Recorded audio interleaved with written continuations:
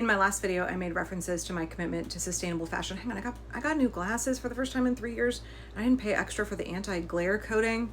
And Okay, so I made references to my commitment to sustainable fashion in my last video. And I thought I would take a moment and put my money where my mouth is and show you what I'm working on right now. I'm upstairs in our little converted attic. We have a 1922 house. It's small, it's very rundown. But in the 40s, they converted the attic into like a living space, but it's very rough. My daughters have their bedrooms up here. So I'm gonna mention it just because it's bothering me, and I'm sure it's gonna get comments. My rosacea is flaring very badly today.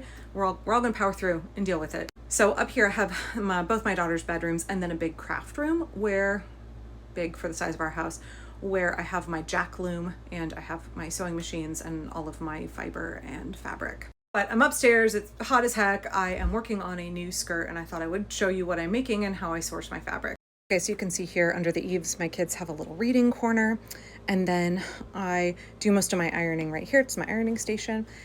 This is a cabinet that my dad made before I was born. And in here, I keep most of the fabric that I use for sewing garments. This, which I got in a free pile when I was 22, this cabinet is full of mostly quilting cottons, but this is for garments. Lots of pillowcases, duvet covers, and tablecloths that I use for slips and lining when I'm sewing skirts and other garments. Down here is wool from Pendleton Woolen Mills. These are all mill end seconds, so they do have flaws. Oh, and also some thrifted wool as well. I believe this was a skirt that I took apart, and I'm gonna turn that into a waistcoat for one of my sons. On this side, I have odds and ends of linens. I have a lot of silks. These are mostly skirts and like dresses that I've thrifted and taken apart, and I use those in the linings for waistcoats and bodices and such for my kids and for myself. Down below, I have more tablecloths and duvets that'll get made into dresses and skirts, mostly for myself and my daughters. I also have more tablecloths and then like flannels and ticking. All of this is thrifted.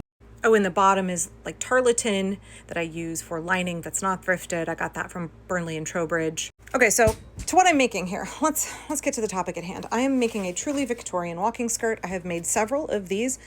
The ones that I wear almost exclusively in the winter, they're kind of the staple of my wardrobe, are 100% wool. It's not this floofy when you really make it. I'm 6 feet tall, and so if I don't make my own skirt, it'll never be long enough for me. It's part of the reason I got into sewing, is to make clothes that fit my body. So I know this pattern, it's easy peasy. It's a little bit of a pain because you have to do the outside of the skirt and you have to do a lining. So for the main part of the skirt, I am using this fabric that I bought in 2022. It is 80% linen, 20% wool. Well, that's a little bit scratchy, y'all. It's from a high-end Italian brand, but it is a second, so there are flaws in it, and that means that it couldn't be used to make wool suiting or whatever they were going to do with it. Sometimes when you buy seconds online, the imperfections are very, very small, and they're difficult to find unless you are an expert. Somebody who would expect to pay $120 a yard or something for the fabric would be upset at the imperfections, but you and I are not going to mind it when we pay $12 a yard. I don't know if you can see, it's really a lovely light blue with this oatmeal. Again, a tiny bit itchy, and it's also a little bit see-through in full sun, so I definitely want a full lining for the skirt, and for that I am using an old thrifted tablecloth that I got for 50 cents. It's huge, huge. Probably a table that seats 12 easily, rectangular. It doesn't really have a lot of stains on it. Usually old tablecloths have like coffee and tea stains on it. And it doesn't have any holes.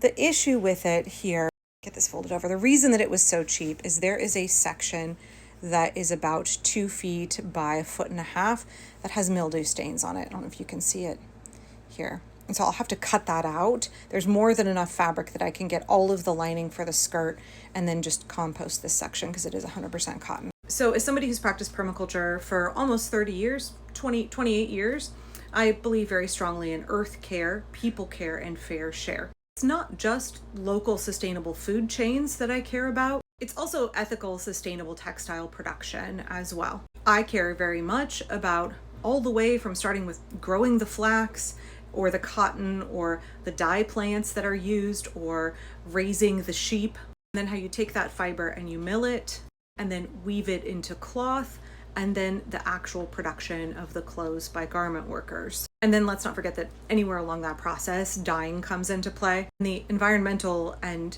worker health concerns that play in when you're talking about dyeing fabric is substantial. That whole process from sheep to shawl, that is known as a fiber shed. I care very much about trying to create local fiber economies and sustainable fiber sheds. Sustainable fashion is also a rejection of the fast fashion culture that we live in that is inherently exploitive of our garment workers, our textile workers, creates tremendous amounts of pollution. It's not just the fast turnover of our clothes that largely end up in a landfill. It's the microplastic pollution from all of the polyester plastic clothing that we wear. Also the tremendous amount of water that is used and tremendous amount of water that is polluted in the production process for our textiles. I care very much about all of that. And I know as a permaculturist that I'm very, very idealistic. I know that the ask is a big one. I understand it's a heavy lift, especially when we are in the middle of fighting fascism right now. Been conceptualizing what it would look like to have ethical, sustainable food chains and fiber chains. That feels very overwhelming. We're just trying to survive and keep our heads above water. Doesn't mean I don't still hope for those things and plan for those things. And I'm committed to trying to bring those things about because I think it would be better for everybody, right? I want to constantly uphold my ethics of earth care, people care, and fair share whenever possible. Understanding that I am never going to be able to do it perfectly because we were all born into a capitalist exploitive system that we didn't choose. Doesn't benefit us in the long run. And it makes it extremely difficult to make ethical choices all of the time. I'm not going to deny there are times in my life where I have purchased clothing that absolutely would be considered fast fashion, absolutely is plastic, absolutely maybe didn't have the most, ethical production, and the garment workers probably were not paid a fair wage, especially when I did roller derby. I wore a lot of spandex, y'all. But it's always good, better, best, right? I'm never going to let perfect be the enemy of good. In whatever small ways I can resist the exploitation of capitalism, I'm going to try and do that. Our small acts of resistance, not just against fascism, but against the exploitive capitalist system we've been in our entire lives, like those acts of resistance absolutely matter. Fast fashion industry and everything it stands for and supports is a violation of my three ethics of earth care, people care, and fair share. Obviously, high quantities of pollution, outsized use of resources, exploitation of textile and garment workers. Right now, so many of the folks who sew our clothes are teenage girls, young women in their early 20s, who are absolutely exploited for their labor and work long hours in unsafe working conditions so that you can wear cheap shit from Shein or American Eagle or wherever else. And obviously, the third ethic of permaculture, fair share, comes into it, and that we're all buying and wearing far more clothes than we need and have a rapid amount of turnover of those clothes that, again, end up in the waste stream, which is passing a problem down to future generations. It is the epitome of overconsumption of resources. I have elements in my wardrobe that I've worn for 20 plus years. I try and wear something all the way until it is completely worn out. The reason I am making this skirt is that you can see in some of my older videos, I have a moss green linen skirt that I wear all the time, and it's getting very threadbare. It's almost worn through in multiple places and kind of no longer good for me to wear as a skirt on its own. I will probably patch the really thin places and use it as a petticoat because the bottom 8 inches of the skirt's in good shape. I'm not going to totally get rid of it yet, but I do need another skirt, kind of a mid-weight, not for super hot days, but not like a heavy wool skirt for winter. So I don't feel bad about using seconds and thrifted fabric to make that. And I know that not everybody can sew their own clothes. I know most people can't. I know that it's not like the sustainable solution for everybody to just say, make your own clothes. I do it because I enjoy sewing very much, both on my 1954 Singer Featherweight and sewing by hand as well. I really enjoy sewing by hand because I feel like you get much better fitting garments when you are able to manipulate that fabric in space. Get those beautiful curved seams you can get in there with your fingers and a needle and thread in a way that you can't with a sewing machine. But again, I understand that I'm not going to be able to perfectly source everything in my wardrobe 100% ethically. Neither are my kids. We do mostly thrift shopping and mostly make our own clothes. Or mom makes them. But not exclusively. And that's okay. I still really have a passion for what it would look like to create a sustainable fiber shed as well as local fiber economies. What would it look like to develop regional fashion based on the fiber that is produced in our area?